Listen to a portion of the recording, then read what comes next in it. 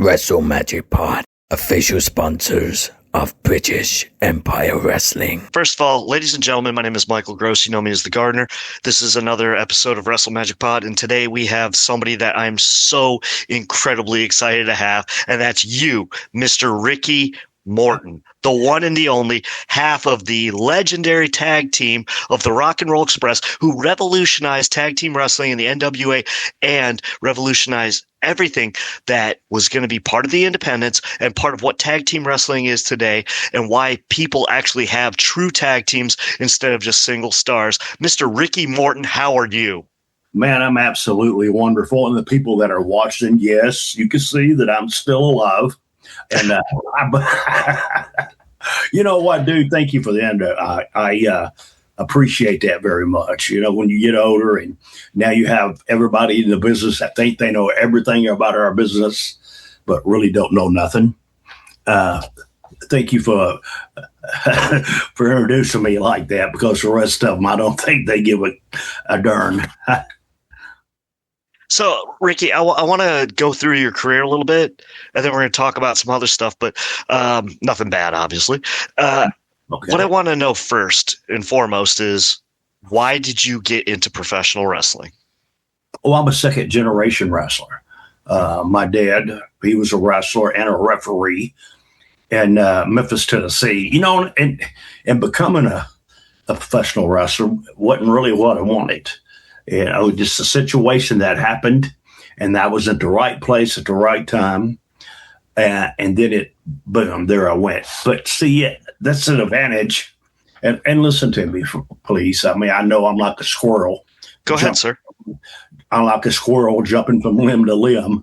But, you know, growing up in the wrestling business, and my dad used to pull the ring for Nick Goulas. We had to go with him to help him set it up. My dad refereed the matches at my time. Now, he wrestled before that. But you see, learning and being with him, it's like my son, Kerry. I don't know if you know Kerry or not, but he's 24 years old and in the business. But see, he's way ahead of himself because of growing up in the business. You know, Kerry with me, man, if you go back and watch some of the old independent tapes, you see him running around the ring. He's doing all kinds of crazy stuff. But see, that was the way it was. And when I did being at the right place at the right time in the professional wrestling, I knew what I was doing. And we'd get into that till later if you want me to, or I can tell you the story right now. Go for it. You got the floor. Okay. You know, I was working at a bookbindery, and it went on strike. So I needed to wrestle. So I just started wrestling for Nick Goulas. And then my daddy wanted me to ride that's Jerry Jarrett's territory now that I'm fixing to talk about. My dad wrestled for a referee for him. And he asked me, so won't you ride up to Evansville with me today? And like everybody, you bring your wrestling bag. So I brought my wrestling bag, and I got there, and somebody had car trouble and didn't show up. And I never forget, my daddy asked Jerry if I could wrestle. He said, well, Paul, I tell you what, I'll let him go on, but if the match sucks, I want you to take it home. But if it don't, so I went out with a guy named Ken Wayne, and out of Memphis, Tennessee, and dude, we went a 15-minute draw. And when I got back to the back, Jerry Jarrett looked at me. He goes, I need for you to start Memphis TV this Saturday. I want to hire you. But see, this is great things.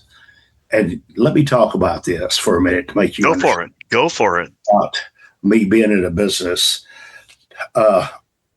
So I started for Jerry Jarrett, and then he told me this, but then I'm going to tell you the end of this here in a minute, but then you'll understand what happened. You know, he told me, he said, you know what, Ricky, you're a little wrestler. He says, you'll probably never make it big. You know, you'll be an underneath wrestler, but no. You got to understand what I'm saying here now. So as time went on, while I'm there in Memphis, And I left. I went to Oklahoma and worked that territory, come back to Memphis. I went to San Antonio for Tully Blanchard and came back. But in my younger days, when I was wrestling, a guy named Killer Carl Krupp in Memphis, Tennessee, and I'm going over, and he didn't want to put me over, and he didn't want to sell for me either. So I went out to the match with him, and I noticed, I could tell, he didn't. So I just called everything in the world, do this to me. I kicked out on every one of them. Do you hear me? But to him, he was loving it. Then finally, the finish is he gave me a turnbuckle. I moved and I schoolboyed him 1, 2, 3. And I rolled out of the ring. So now, here I come back, and Jerry, that's when he used to spit, chew tobacco. I come back to there, he's over there, come here. And I'm not a stooge or nothing. He says, Krupp didn't want to sell for you, did he? I said, oh, I always had a match. He says, no, I'm watching the match. He says, he hit you with every finish in the world, and you kicked out on one. And then you beat him with a small package. He said, I think I'm going to have to call Vern Gagne and tell him that we need to put the world belt on you because you're the toughest son of a bitch I've ever seen in my life. Excuse my language. All right. He was just that. Now, then to make this other thing, to tell you, Jerry Jarrett, he told me, he walked up to me one day. He goes, you still think about that, don't you? I said, think about what? He says, see, you're not understanding. I told you, you never make it in the business on top. He said, I did that for a reason. And he remembered everything, too. He said, I remember the first time I laid eyes on you in Evansville, Indiana, that you had more potential than any wrestler I ever seen, for you being a kid. And he goes, so I had to give you something to do to prove me wrong. He said, you prove me wrong. He said, and I always wanted to tell you this. And this is another one. He goes, you were the truest, best ever baby face I ever seen. Just a plain baby face. Now, see what I'm saying? What a compliment. Well, I've always thought that if there's a picture of a baby face in a dictionary, it's going to be you. Now, I want to introduce you to another co-host that has just recently joined us. His name is Mark. Cut him out of this, dude. I'm just kidding. No, his name is Mark. He lives in Memphis. He's been following you a long time, as I have. Mark, welcome to the show. I apologize if I'm late. I must have got the timing wrong on the zones, but I hope I didn't bother Mr. Morton. No, we're just getting started, and I know Mark has a lot of really cool questions for you. I was actually I can only give a compliment to somebody like you. You would understand this. You were the type of wrestler that made me go and get my Coke bottles and return them and get that deposit back so I could save up enough money to go see very few wrestlers that I would ever say that I did that, but you were definitely one of them. Man, what a compliment that is. But, I never forgot where I came from. And I'm one of these wrestlers that never made the millions of dollars. Everybody thinks I did. I made a lot of promoters rich, and this is before contracts. And at that time I was young.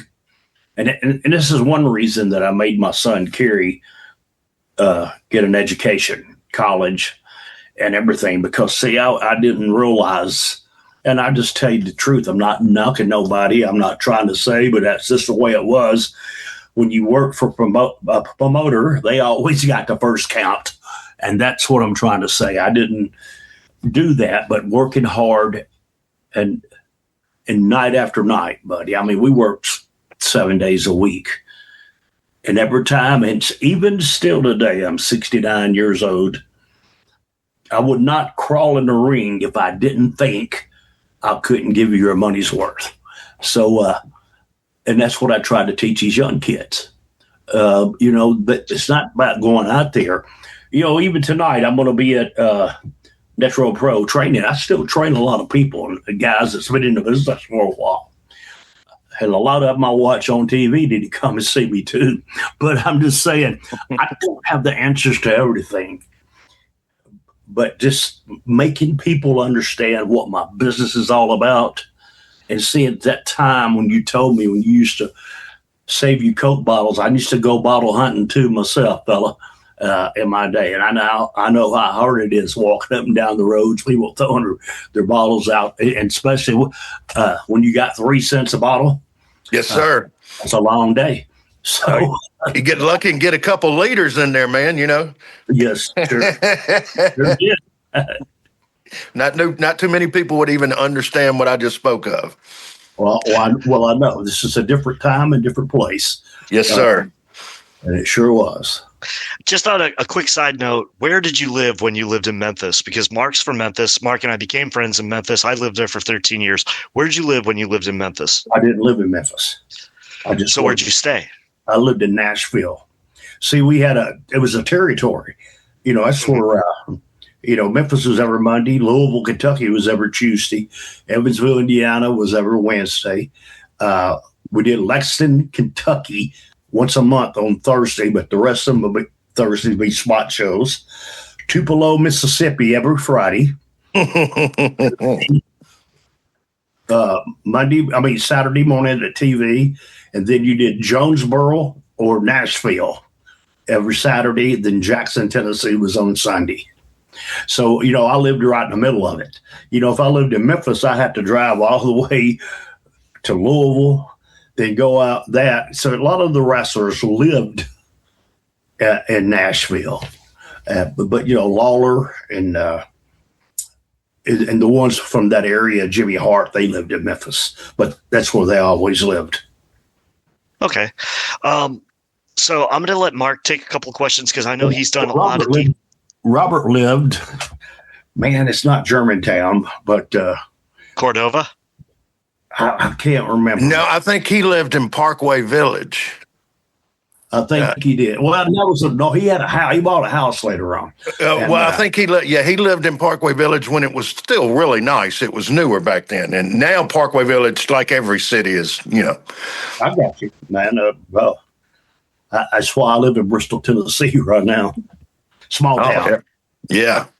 So, Mark, why don't you take the floor on a couple of questions for Mr. Morton? Because I know you've been doing some research and you want to ask him some old school stuff. All right. Well, I basically wanted to go into you're about 9 years older than me. So when you broke into the business was the time that I was working at the Memphis Chicks over there. I was all hustling around, and I used to go to all the shows. Yeah. And we were very lucky in our territory back then. We had 3 young guys come in that actually changed the course of the business with you, Jeff Jarrett, and Eddie Marlin. Eddie Gilbert. 3 younger. I got to see 3 guys break into the business. Who was the third one you mentioned? Eddie Gilbert. Oh yes, I got you. Go ahead. Yeah. So, but when you broke in, I've actually got to meet your father a few times, and he was one of the few people that actually said hello, or gave you a little acknowledgement, which was a big deal. Big deal. Yes. When you're standing next to the rail there when the guys come out. But I wanted to mention a few names, and you just tell me your opinion. Of some old guys there, and that's the best way for me to ask. One would be probably a common one to you is Tojo Yamamoto. Loved him. Tojo, you want me to? I learned a lot from Tojo in the professional wrestling business, and he was another one. At that time, him and Jerry Jarrett were together all the time. And, Tojo was always telling me, because the way I sewed, he said, you sew so good. And that's what makes money. But going on to here, let me add a little something to this, because, again, I'm going from limb to limb. In the professional wrestling business, of what the guys these days don't understand is the heel always has got to screw the baby face because that's how you draw money. Because the next week I'm going to come back and however you screw me, you can't do that this week. And it leads on up to you blow off. Even right now, even in the business, especially if I'm coming back to wrestle this same guy, I don't like to win. I remember the first time I went to GCW and I went all the way out to Las Vegas and they had me working with Effie. And they called me in the back, we're going to have a match with you and Effie here. And we want you to win. And I looked at Brett Lauderdale and said, I don't want to win. And he looked at me like I'm crazy. I said, I can't make you no money. And I can't make no money. If I beat Effie, I can't wrestle anymore. I already beat him. Do you see what I'm saying? Yes, sir. A lot of people in our lives, and Tojo, he taught me this. And I've been in the territories where you go in there, you coming in as a hot baby face, and then if the heel screws you the first night in there, you're dead. Do you hear me? You got to have a non-title match to get your baby face over. It's make an example to get your baby face over. Now he's already beat him, but the next match, that's when when he puts the belt up and he starts screwing you, and you wrestling.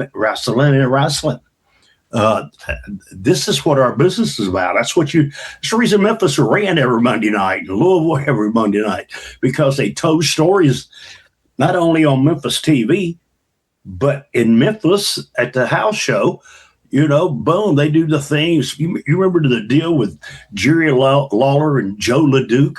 How they, you see him, Joe LeDuc always screwed him every week, but Lawler had that good promo and that good fire, and you come back. See, this is little things that I was taught. These are little things that the people in our business these days know nothing about. They have no clue. And I try to tell them, and Tojo taught me this. When you put all the little things together, it's a big thing. And that's what our business is about. And Tojo was one of the guys that taught me that and took his time with me too. And I enjoyed that. And I was on it with Tojo until he died. And I really appreciated him, and I really, really, really admired him. And I'm going to tell you this: when I was a kid, and I'm at the Nashville Fairgrounds. That's when they ran over there, and Tojo was wrestling a guy named Lynn Rossi.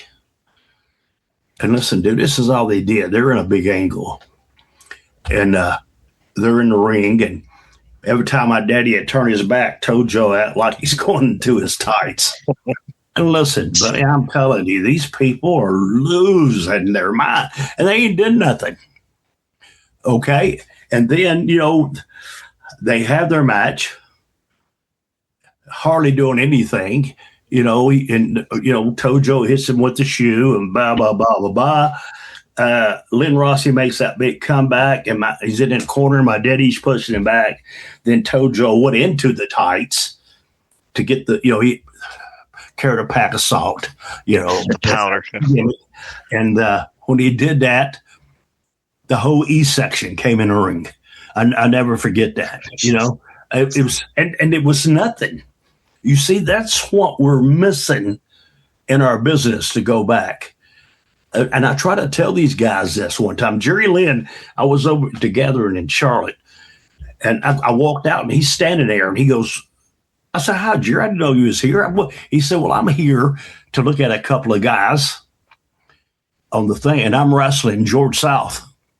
And I looked at him. I said, oh, you watching the matches? He said, yeah. I says, tell me how long it takes me and George South to lock up. Okay, just to lock up. Then I came back through the curtains, standing there, and his eyes are this big.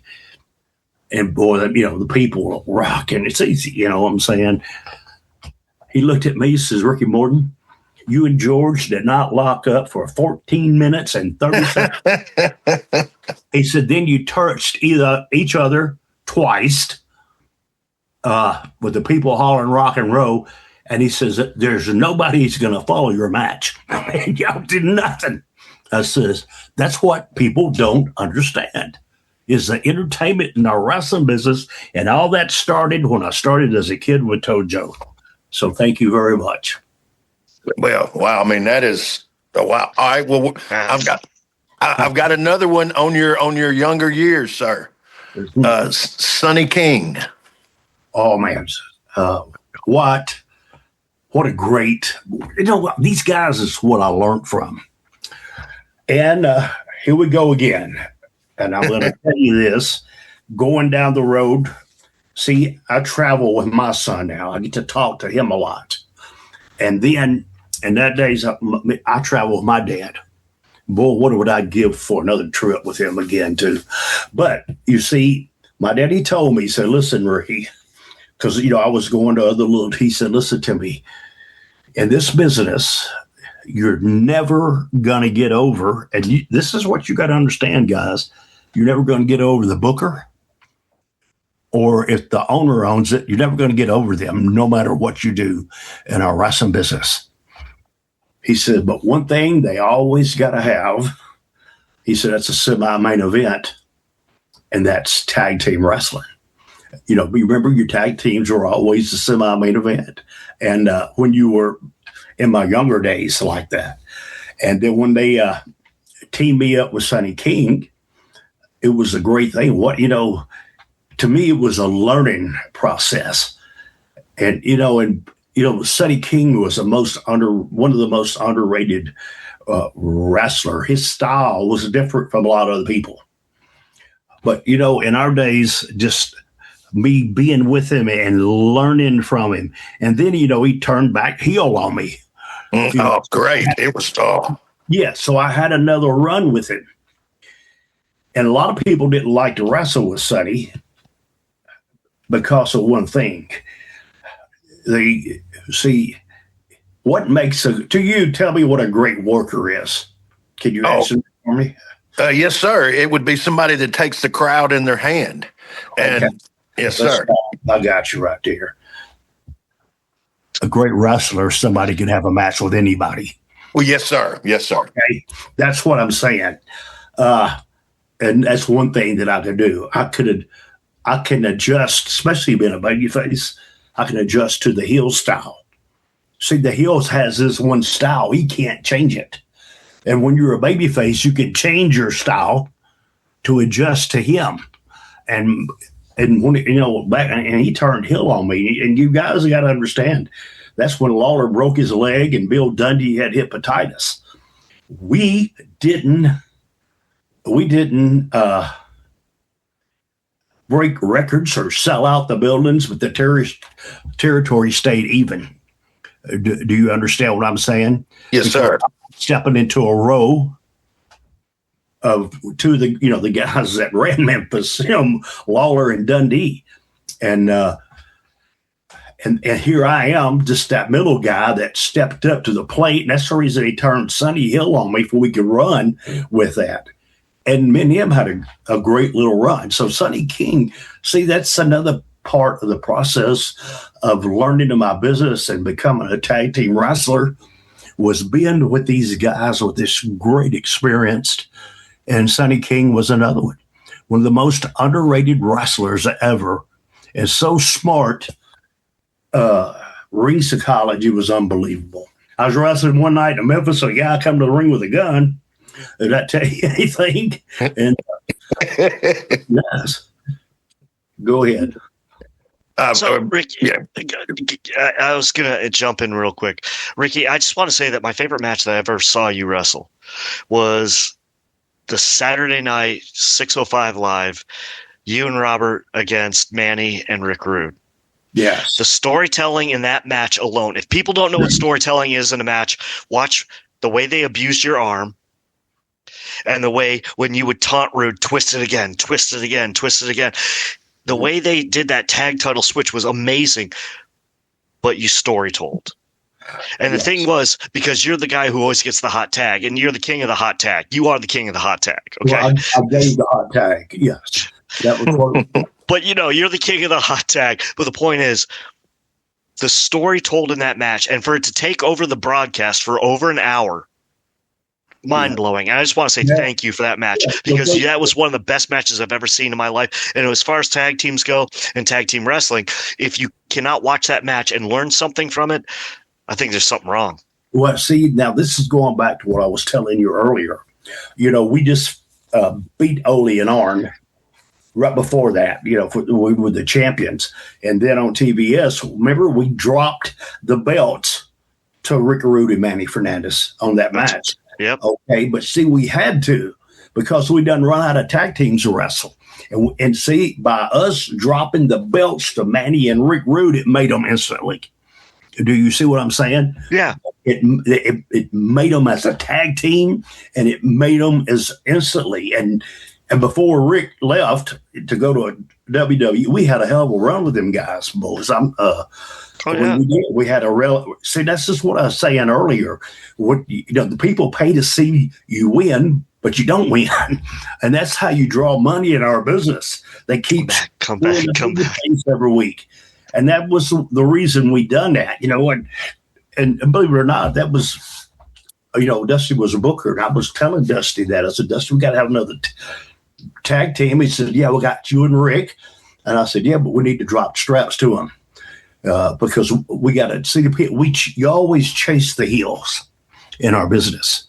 If you chase the heels in our business, you'll always draw money. And that's especially in independents right now. That's the reason I'm still good on independent shows. Especially when I come back, a lot of these towns I go back to every 2 months or every month. And we do good business because I'm always chasing that heel. Well, I want to say this, sir. First of all, that is the best story I've ever seen in a tag team match ever.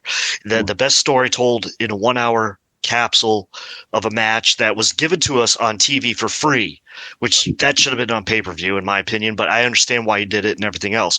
However, what I will say is storytelling, you did it all. Performing, you did it all. Now I got to ask you, the dream match I've never seen, the Rock and Roll versus the Bulldogs, how would that have gone down? Well, we did wrestle them, and it's on TV. I mean, it's on. You can find it. The British Bulldogs? Yeah. Yeah, but we wrestled them. And but before I can tell you this, we did this in Kansas City, and it was for Japan, for Baba. And they come there, and guys, it's 5 below zero outside. And we're in that old building and just standing there. You can watch the match and watch the people on ringside. You see the coming out of their mouth. It's how cold it was. I'm standing there at the curtain with a big coat on, a hat and gloves. And when they played my music, I took it off and went to the ring. I could never break a sweat. You see, in our business, when you break a sweat, that's when you can go all night. And I couldn't. And I remember Davey did something to me. And boy, I took a big bump. And I told him, I said, hold on for a second. I said, I feel like one of them cartoons that's broke into a million pieces. But look it up. Look up you can look it up on the internet. Rock and Roll Express versus the British Bulldogs. It'll come right up. But understand it was how cold it was in that building. That's crazy. Mark, I'm going to segue back to you, sir. Oh, well, I'm going to finish up with some of my guys, if you don't mind. You had another one you wanted me to talk about. Mr. Ken Lucas. He taught me how to be a babyface. Okay. Ken in his time I hear people all the time tell me, Shawn Michaels told me one time, so Ricky Morton, your best babyface in the world. I said, no, Ken Lucas was. Do you hear what I'm saying? Yes, sir. In his time, buddy, he was everything. And then when Jerry Jarrett teamed Ken and I up, excuse me, gentlemen, we left Memphis and went to San Antonio, Texas to wrestle for Joe Blanchard. And when they were looking for a tag team. And me and Kenny did an angle with Tully and Gino, which was unbelievable. And me being out of the Memphis area and wrestling with San Antonio, and see, I was the same thing. Kenny was older, and I sold. I gave him the hot tag, but he taught me how to be a baby face, and always, if you're ever around me at the wrestling business, I take time for everybody, and when you take time for everybody, and then everybody knows it, then the better it gets, and the more people like you, especially me being a young baby face. And I ain't saying I was a good looking man, but we had girls chasing us. A lot of the guys didn't like you, and the fans. But then once they got to know me, they liked me. You see what I'm saying? And then we started having good times together. Honestly, and after that, when Robert and I really, we were rock stars, but we didn't even know it. Do you hear me? You cannot. I'm not just trying to pat myself on the back. I'm just trying to tell you the truth. And see that our whole thing is about, in our days, was going to territories, and you call it popping the territory. But we went to Louisiana, where they went from high school gymnasiums or National Guard armories, to your big auditoriums, to the big Central Plex there in Baton Rouge, to the damn Superdome. Okay. And I'm telling you, you just don't imagine. And I didn't know. See, I was caught up, and I didn't really realize about what was going on. Do you hear what I'm saying? Sure. That's the reason I'm in the Superdome. That's when Jimmy Crockett, didn't know Jimmy Crockett from nobody. And what it was is Ric Flair had come down there and did a show. And buddy, we did a show in Oklahoma City and Tulsa, same day. They used to run them on the same day, Sunday afternoon, Oklahoma City and Tulsa that night. And I'm talking about the big buildings sold out. And Flair, he went back and told Jimmy Crockett, he said, man, because that's when Dusty was coming in. They were going to get TBS. And he just walked in the dressing room there in the Superdome. Matter of fact, I was sitting right beside Muhammad Ali, the greatest man I ever met. Wow. But he talked, he said, man, listen, I'll introduce myself. I'm Jimmy Crockett. And then when he said Jimmy Crockett, I said, oh, you on the Mid-Atlantic area? He said, yeah. He says, I traveled here tonight just to watch you wrestle. And oh, wow. Then after and I went and told, this is great. This is how the boys are, man. We love, you see, in my day, the boys depended on each other to make money. If I wasn't drawing money on top, they couldn't feed their family. Do you understand what I'm saying? That's the way and the boys took care of each other. And that night, I think Robert and I were wrestling Ted DiBiase in the Superdome and Dr. Dusty Williams. And I told Ted, I said, Ted, Jimmy Crockett? He said, sure. I said, he just come in the room over there. He said he come all the way from North Carolina to watch me and Robert wrestle tonight. And Ted looked at me and goes, and by God, we're going to give him something to see too. And, and we did. For 40,000 people, we didn't draw the whole big building. We cut it in half. But in half is 40,000 people. Do you understand? Yeah, it's a lot of damn people. Yeah, they got that big curtain there, and you can't even hear in the ring. And see, and we were over there, but the Road Warriors put Robert and I over right there in the Superdome with a double drop kick. Do you know that? Are you serious? No, yeah. I never knew that. That's awesome. Yeah, they did. Mike and Joe were good friends of mine, but we were business. They didn't work there. Bill Watts just brought them in. Bill Watts must have paid the hell out of them. They had to. But brother, they can I tell this story right quick? I didn't tell any story you want to. In them days, we didn't get to talk to each other. You didn't go over your match. When you went to the ring, the referee, He'd tell you, babyface over, the heel's over. Do you understand me? But we had a fit at just we're going to do something that's a double drop kick. But I heard all these stories about the Road Warriors. I never met them at that time. Never met them. And I'm back here in the back, and they talk about how they've been hurting people, beating people up, and pulling them fired up. I said, well, I'll take an ass whooping if I have to. Okay. And then me and Big Joe started the match off. And I'm thinking to myself, boy, here we go. I'll lock up with him, and he stopped me. He says, duck my clothesline, hit me with a drop kick. And when Hawk comes in, hit him with a drop kick. Well, he did that. I hit Joe with a drop kick. He went over the top rope. Hawk run in. I hit him with the drop kick, and he went over the top rope. Now I'm standing there in the middle of the ring. I'm going, but really I'm standing there with my finger in my ass going, I'm the stupidest son of a gun in the world. These boys can work if they want. And you said me, I work with them 100 times. See, I'm going, oh, what a mark I am. But that was the way it was in those days, man. And I don't know where we even started this conversation, but that's Ken Lucas. Ken Lucas taught me how to be the baby face because in his time, everybody has your time. So you have great workers and all that. But in his time, he was the greatest baby face ever.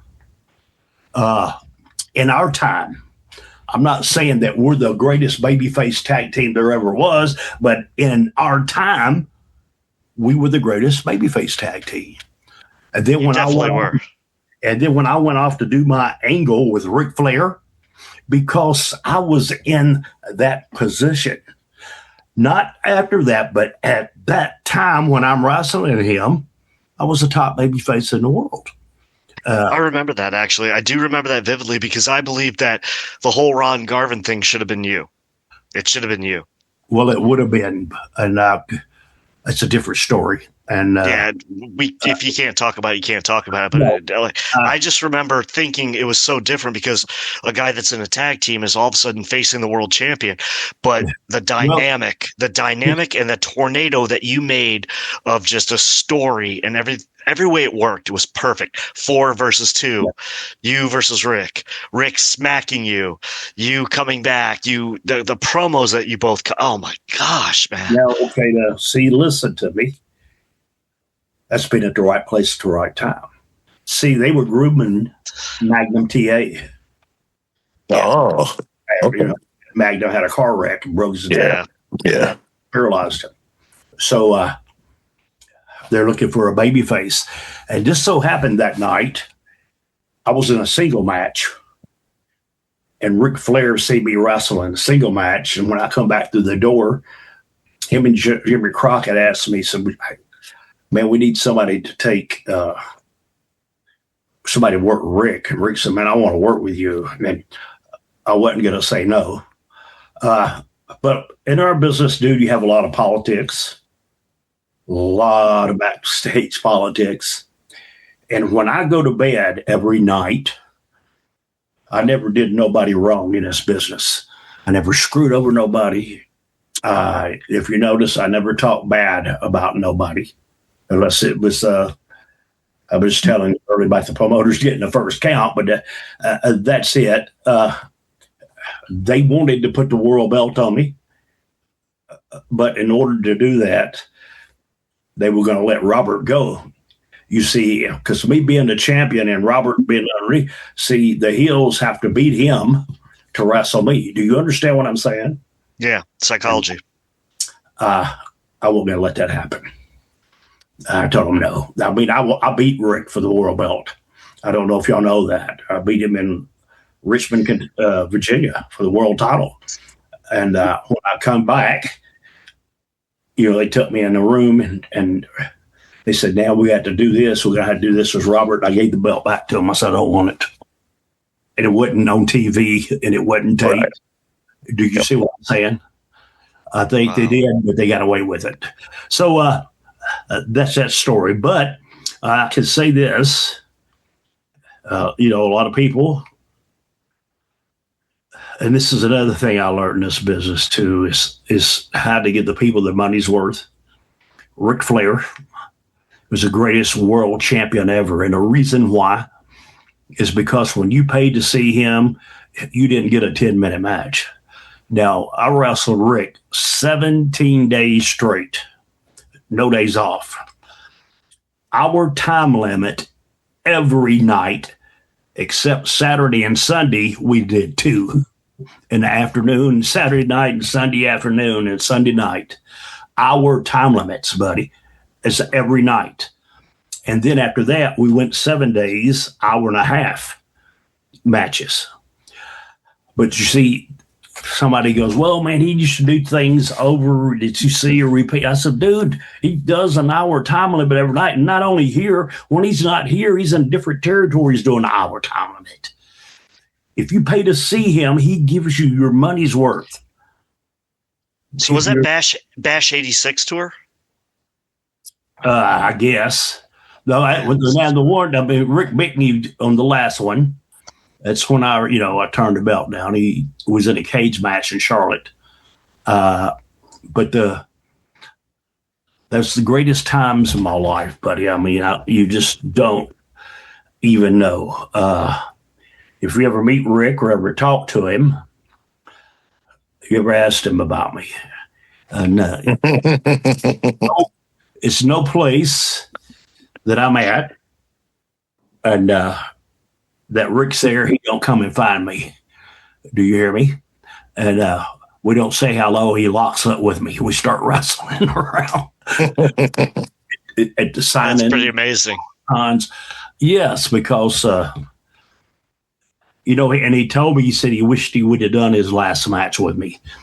And I wished he would have done it too, because, buddy, I still wrestle. I just did an hour time limit maybe 2 months ago. And I don't get me wrong. It's not as fast as I used to do, but I did an hour time limit and people loved it. That's all that I wanted to prove to myself that I could do that at being 69 years old. But see, I could have took Rick to the ring and he didn't have to wrestle. Then, and this is not being bad. We're in a new era, and the guys wrestle different. They don't know how to stretch something. You understand? It's hard for me to explain unless you're in the wrestling business. But me and Rick could have did 45 minutes to an hour, and I think that'd have been a lot better than being in a tag match. I could have let Rick be Rick. You hear what I'm saying? And I damn sure would have pulled him over right in the middle of the ring too. So that's my say-so on that. Pretty amazing. Mark, keep going. You have the floor. Well, I can remember, I believe it was 89. You came into Memphis and did a heel turn. With Lawler? With Lawler, yeah, and Dutch at that time. Yes. Yeah. Yes. And I love that. I thought you did a great job. Well, thank you. You know what? It's when you're in Memphis, you got Bill Dundee and Jerry Lawler. You're not going nowhere. But if you're a heel, you can work with Jerry Lawler and Bill Dundee. You see what I'm saying?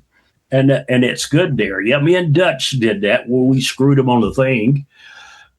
And if you remember on the blow off of that, when Jerry Lawler brought Robert Gibson in to be his partner, right, against me and Dutch, and I pulled the chain out, and I'm fixing to hit Lawler with it, and Robert grabs my arm where I can't hit Lawler. And, Lawler's going, like it's the story we're telling. Then Robert pulls the chain off my hand, and then he hits Lawler with it. So, hey, see how good stuff is. It's so good. And now we got another 3 months run just off that. You see what I'm saying? I like that. Yes, sir. Yes, sir. They don't make them like they used to. Thank you. That's my boy's motto for NWA. Do you ever watch my son Kerry? Yes, sir. I was going to get to. I was going to get to that. I was going to let you go ahead, and I didn't know if Michael wanted to take that, but I definitely I want to hear it. I'm just going to say, they're the Southern Six and NWA, and that's their thing. That's their gimmick. They don't make them like this anymore. So, okay. Yeah. Honestly, I love it. I love the new NWA. I wish that they would make some better decisions with what they do when they broadcast. But aside from that, it's a great product. And I think Billy Corgan's idea of going forward and trying to rename and revamp and I don't want to say rebrand because I really don't like that word, but just re-innovate what the NWA means it means a lot to me in my chest. Okay, now I'm glad you said that. That's who I am. I was an NWA. Oh, I know. But you see, 8 times world champion. Brain 9 times. Oh, excuse me. I'm sorry. I apologize. But when you bring in the new era guys in, it's not NWA no more. It's the same shit that you always see. Excuse my language. It's just what you see. You know, I know. And I got to say this right here, and it's not, if Billy hears this, it's not disrespected to him in any way. I went to watch Billy in concert not long ago in Charlotte, North Carolina. And see, buddy, he's a rock and roll star. He's everything that everybody wants to be. You hear me? Yes. He's a rock star, dude. And he's the same way. His band, they were on stage for 3 hours. And there was never a dull moment in their music. And these people were losing their minds. I play music, you hear me? Mm-hmm. But there ain't no way in the hell I could keep those people going 5 minutes like he's doing it for 3 hours. But what I do know is in professional wrestling, I can make those people interested for 3 hours if I had to. Do you see what I'm saying? Gotcha. Get together. And it's not saying nothing about him, but this is what I know. This is what I know. This is my business. I understand. But you see, I don't own NWA. And when you're the owner of it, you could do whatever the hell you want to with it. Yeah. And I have no say-so. And, I mean, if you could talk to him, I've been lobbying to, be a producer, backstage guy for him for a long time. I've never been in the business, but I've been watching and understanding, analyzing, and following the business for 40 years. It couldn't hurt at this point. Listen, I'm glad that's what you said. It wouldn't hurt. Just give me a run. Give me a 2-month run. You hear me? And I promise you, I'll change everything. Commissioner of NWA. Yeah, I mean, if you gave me a 2-month run and I have to look at the talent roster, I could build something. I already know the talent roster. And it's funny because EC3's family lived like 4 blocks from me in Willoughby, Ohio. So, it's interesting that what a small world wrestling is, but what a big world it can become. And the NWA can become a big product again. They just got to stop screwing up stuff like that James Mitchell stuff that they did on TV. You know this stuff. I'm not telling you anything you don't already know. And I just, you see, but I'm not in the position to say what, my son works for NWA. Yeah. And really he has, he does absolutely wonderful. Yeah. You see what I'm saying? Yeah. You can't have one segment that's good and the next segment, what the hell is this happening? Do you understand what I'm saying? The turn the punch bowl. And you can't, it's hard because I don't want to get heat because No, we're not about getting heat here. I love everybody. But see, there's, you want some advice and it's like they're telling you no, okay? So I just turn around and walk away. It's nothing I can do. So, but I could do because this is who I am. I worked on top at NWA, man, for years. So, same thing going in there. I don't know if you remember or not, our first night in the Mid-Atlantic is we wrestled Ivan Koloff and Barry Dorso. Yes. For the world titles. The old Crusher. Yeah. And this is what was so good. This is how sacred our business was. You didn't give finishes out. Nobody, I don't give a dadgum who you are, nobody come in the dressing room. Unless you was wrestling on that show, you didn't come in the dressing room. Not your brother, not your best friend. That dressing room was off limits. Nowadays, you go in there, and I went one not long ago, and I asked the guy I'm sitting there, and this girl said, I asked the girl, you wrestle tonight? Oh, no. He goes, no, that's my girlfriend. And, it's an independent show. And I said, buddy, what you got your girlfriend in the men's locker room for? Now he bye. And I says, no, brother, that ain't happening. I know. And I took him to the side. I said, take her out, put her in a seat, and if you don't, I'll get Robert to get undressed in front of her. And you don't want that. Hey, you don't want that, bro. Muskrat, like a muskrat. Muskrat, yeah. Brother got 3 legs on him. I'm not kidding. And so, hey, that's legendary in the Memphis and all the way from Jackson to Nashville. Oh yeah. I always heard your nickname, Ricky, was the Mousetrap. Nah, I know. Punky, my nickname, but I know. Let's get on another thing here. But I want to ask 2 questions, and then I'm going to segue to Mark before we do outros because we're getting close to that hour. Okay. All right. First of all, who do you feel that your best rival was? Everybody's going to say Midnight. Because Rock and Roll Midnight go hand in hand. But to me, I thought it was the awesome twosome of Manny and Rick. Because there was so much stories told in that match more than anything else. But you go ahead. Tell me. In order to get me to that place with Manny and Rick Root, understand what road we took to get there. This is one thing I can say about in my business and my time.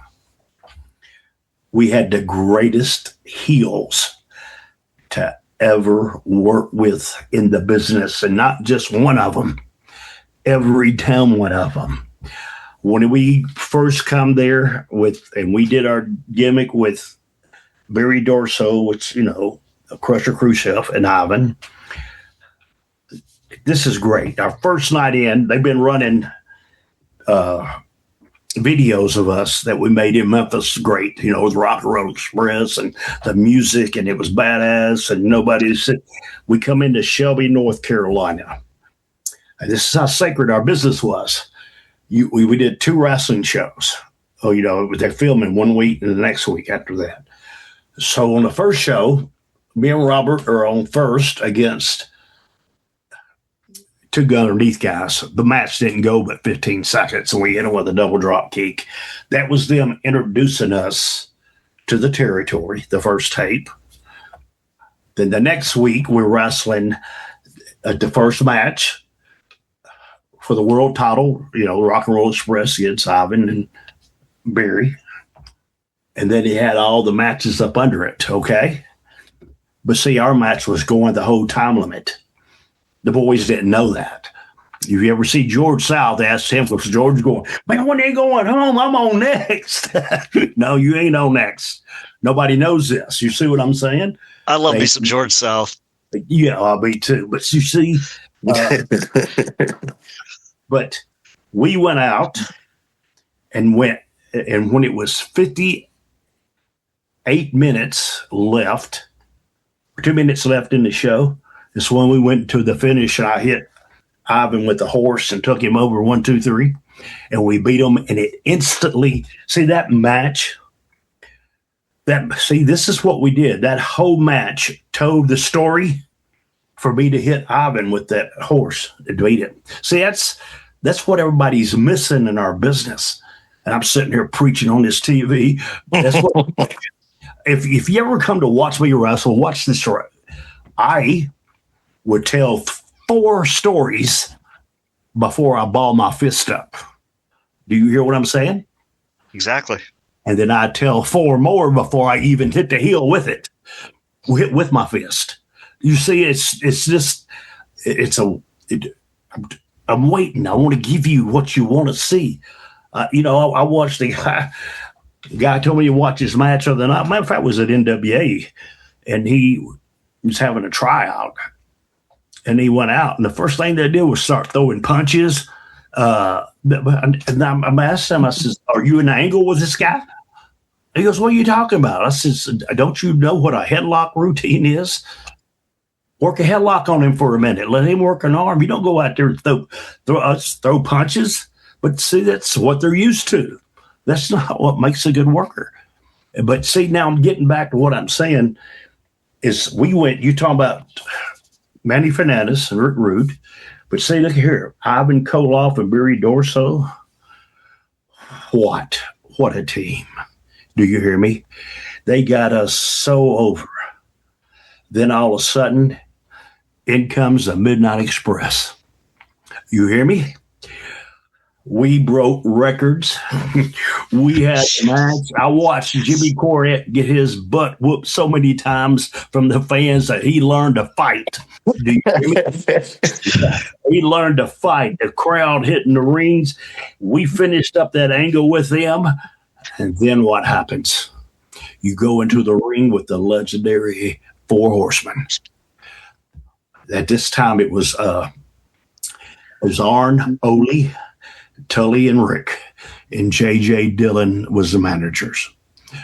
Now, any of you guys ever know Ole Anderson?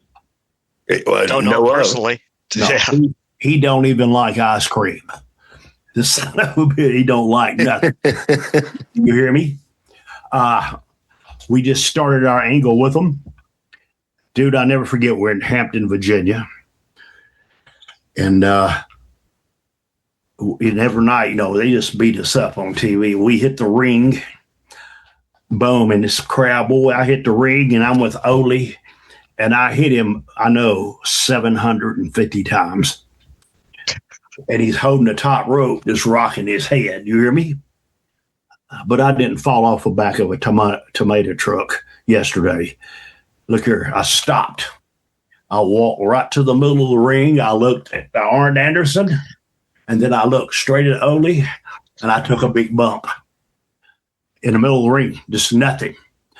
And I heard Arn Anderson, the F word, real long. You hear me? And then I heard Ole Anderson go, "What'd you do that for?" I said, "You wouldn't go down. I thought I would." You hear me? And he grabs me. He said, "I don't know whether to whoop your behind or shake your hands." He said, "You got more gonads than a Brahma bull." I made that nice because it wasn't like that when he said that to me. After that, Ole loved me. Do you know why? Because I wasn't just a stupid kid off the street. I was there to make money. And that's what it was, the way Ole was. You had to, I earned Ole's respect. Then after that, buddy, he worked hard with me. You hear me? He worked hard with me to draw the money that we did. I mean, we sell it out from one end of the country to the other end of the country. It was the greatest thing in the world. And you see, and then when I finish up that deal with, the Four Horsemen, then I go into the deal with Rick, where Rick scrapes my face and breaks my nose and all this bull crap. And you see, at that time, our business is still a thing. I never left my house without the thing on my face or anything. You sold it. Yes, that's what you had to do. Yeah, that's cool. What you had to do. And everybody was wrestling fans. I'm not bullshitting. Somebody tells you don't watch wrestling, they're a liar. I'm just telling you, you do. And then when that happened, and all this is over, see, then what do you go to? And see, and another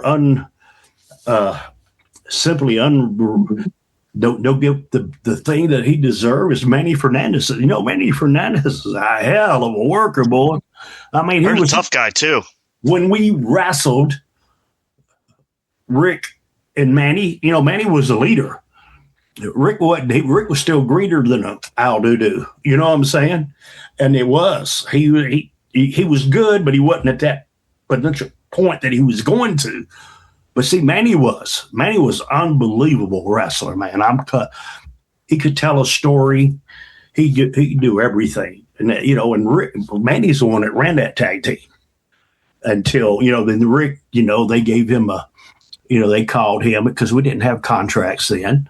And that's when WWF at the time, I believe, called Rick Rude. And, naturally, they going to offer you 10 times the money you're making for Crockett. So he's going. So that was that story on that. Okay. So my last question before I hand it back to Mark and then we do outros is your shirt that you're wearing right now. It's a person I want to ask you about. That's the one and only legendary Bobby Eaton, one of the greatest tag team wrestlers and specialists of all time. I want you to tell me your feelings on Bobby Eaton, please, sir. When I first started in business for Nick Goulas, Bobby Eaton was there. I think I'm a year or two older than Bobby. But me and Bobby came close then. You see, in the wrestling business, in our days, the boys, like I told you earlier, you had to depend on each other. If something was working, and to make an answer to this, and I'm going to come back to Bobby Eaton, this is how things work in our business if you understand my business.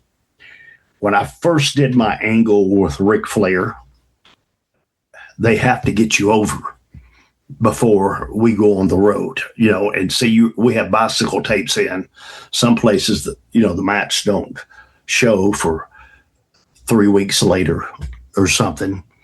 And you didn't have internet and all that stuff. And you didn't have Dave Meltzer smartening up everybody in the world on the shows.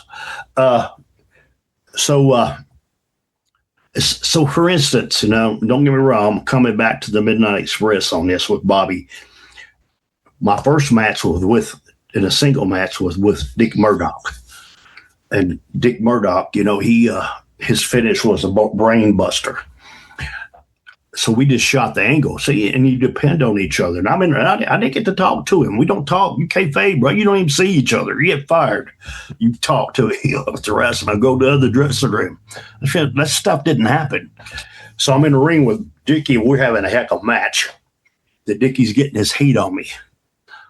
He says, Ricky, he said, that angle you did with Flair, everybody's going to make a lot of money. He said, I'm going to hit you with my finish, the brain buster. He said, kick out on one. Do you understand what he just did? Kick out on one? He just made you. Yes, buddy. Boom. Now, and then I got, then I made it come back and I beat him. You see what I'm saying? He's getting me ready for Flair. Now, listen, my second match was with Abdullah the Butcher. We go to the ring. Do you have Band-Aids? Brother, he's beating me with brick old blocks. He's doing everything, and he keeps telling me, and Abdullah weighed 500 pounds, kick out. Kick out. Ricky, you're going to make us a lot of money with Ric Flair. We're counting on you. Then he hits me with a big old, his finish. I kicked out on one. Told me to. Now, and I even suplexed him in the ring. It's working. Ow! How to work, how to do that. And he put me right in the middle of the ring.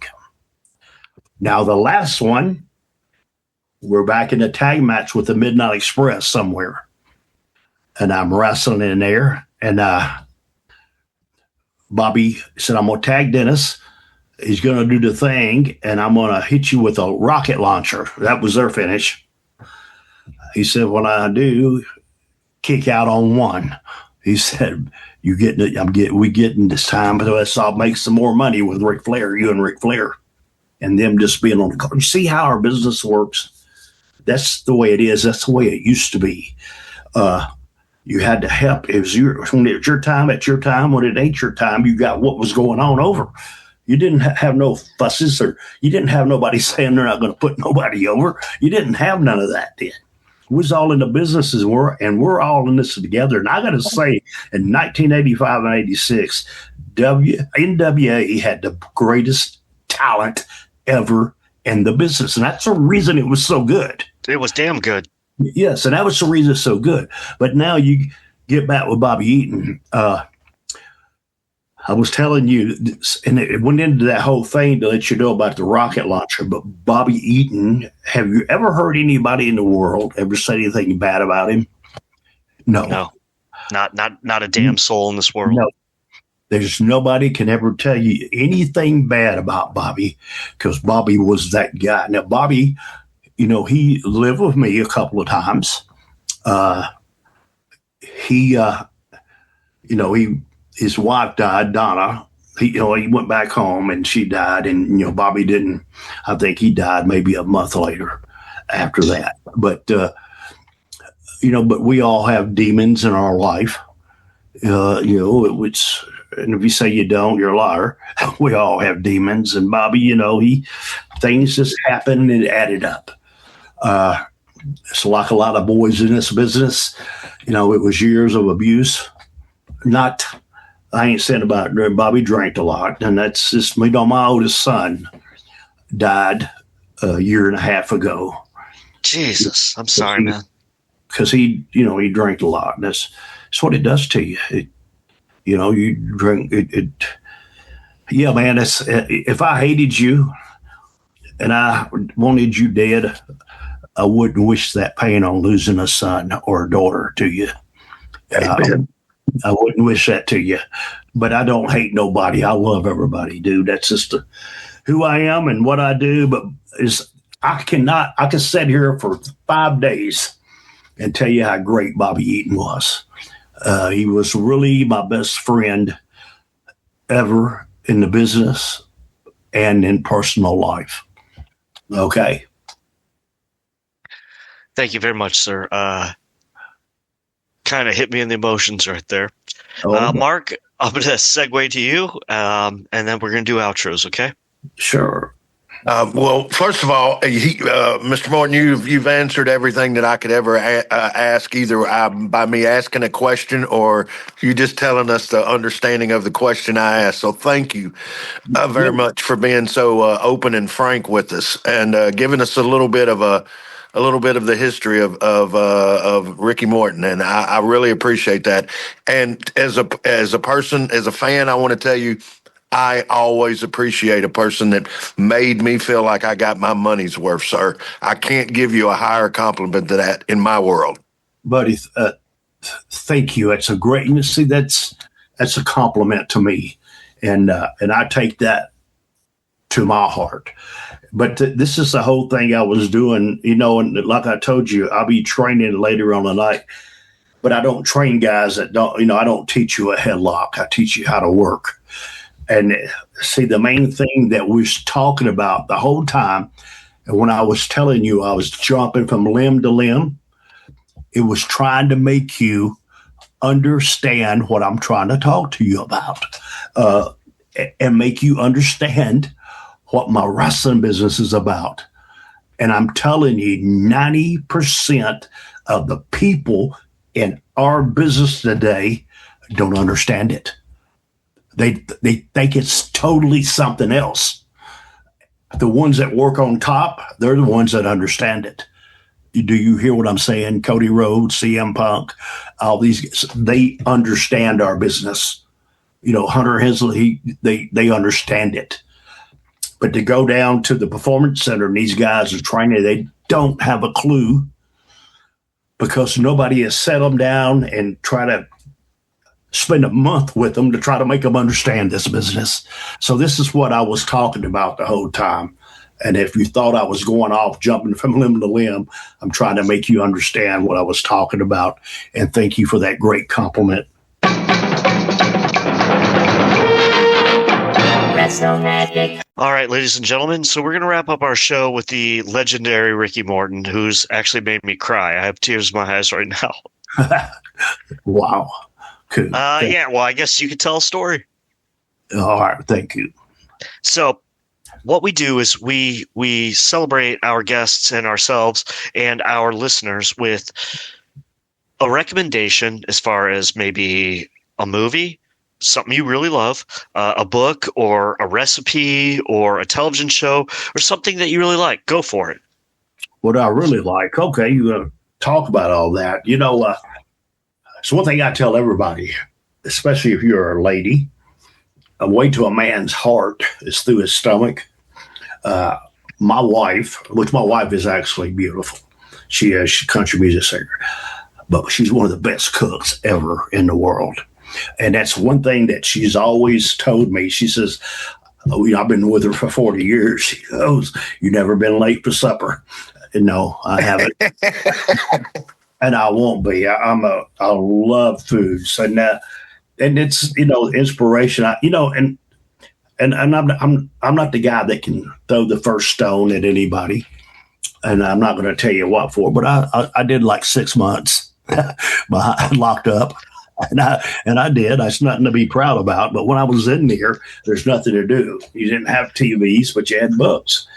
And I really got into all these detective and unsolved things with James Patterson, the author. He's, these had some amazing, To Catch a Spider and all. I mean, this unbelievable stuff that I like. And then I love any show with Billy Bob Thornton. He's my man. I like him. He's a hell of an actor. And The Rock and Dwayne. I've known Dwayne forever, so I watch everything that he's in just because to show respect. But guys, I really don't know where to go to from that. I like all kinds. Being in this business. I've been to countries that I don't even know the names of. I'm serious. Especially when I did a lot of stuff for the government. We went to these bases, Army bases and naval bases. And like, you ever heard of a place called Diego Garcia? I didn't think you have. It's a little island just south of the equator, in between. Here's China here, and there's Russia there. And it's a little island that's about a mile long and a half a mile wide. And when we went into there, that's where all the ships and stuff are docked at. The ones they fly off of, and that's because they could go either way. And the food, sometimes, brother, yeah. Have you ever been really hungry? Answer that. Have you ever been really hungry? Oh, yes, sir. Oh, yeah. We went to a place on the other side of Cambodia. And, and when you go into a restaurant, especially in Japan, and when you're out of Tokyo, when you get out of the big, where it's not Americanized and it's not, and these other like Cambodia, you go into a restaurant, it's not a big restaurant with 100 seats, 8 but 6 chairs. Do you see what I'm saying?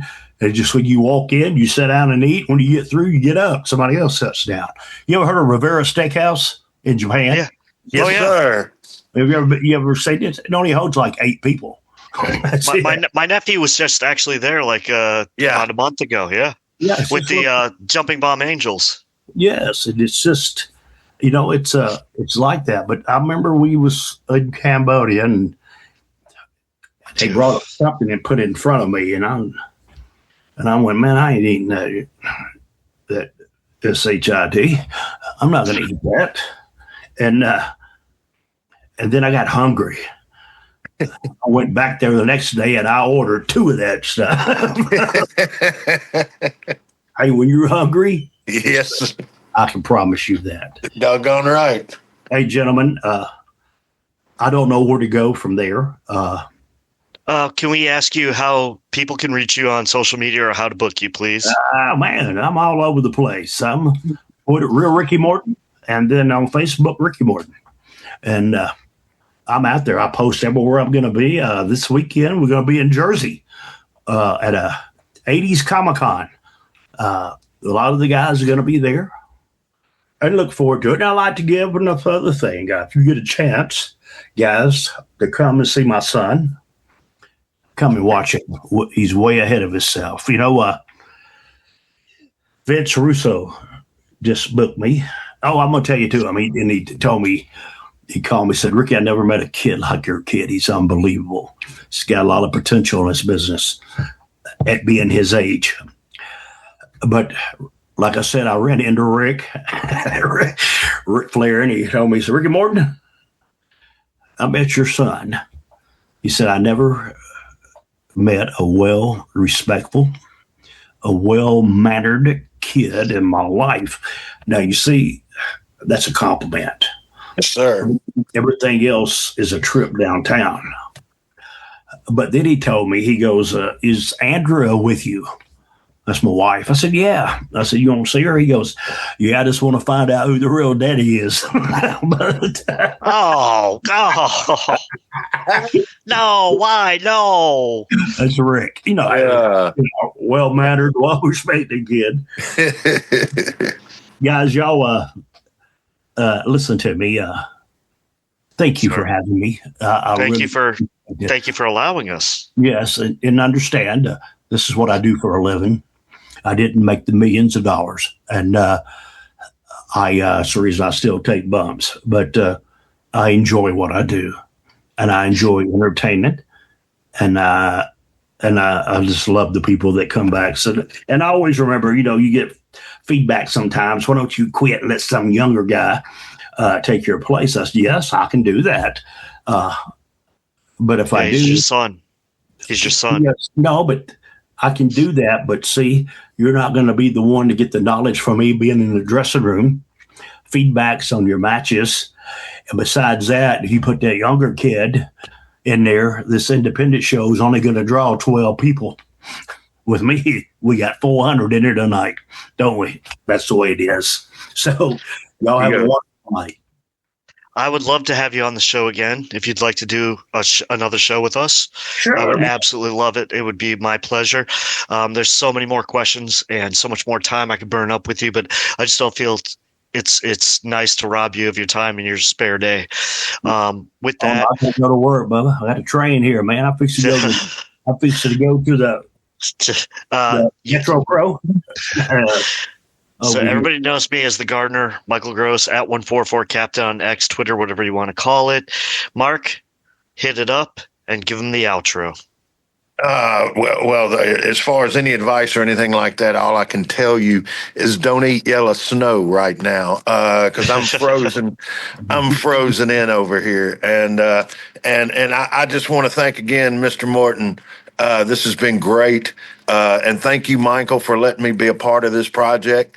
I've been very lucky to have two great guys, the two interviews I've done. So thank you very much. And for the younger people, it's not so bad to listen to somebody with a little gray in their hair.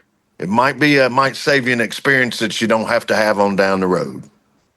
Hey, buddy, thank you guys very much. And y'all have a wonderful day and can't wait to do it again. Thank you, Mr. Morton. Thank you.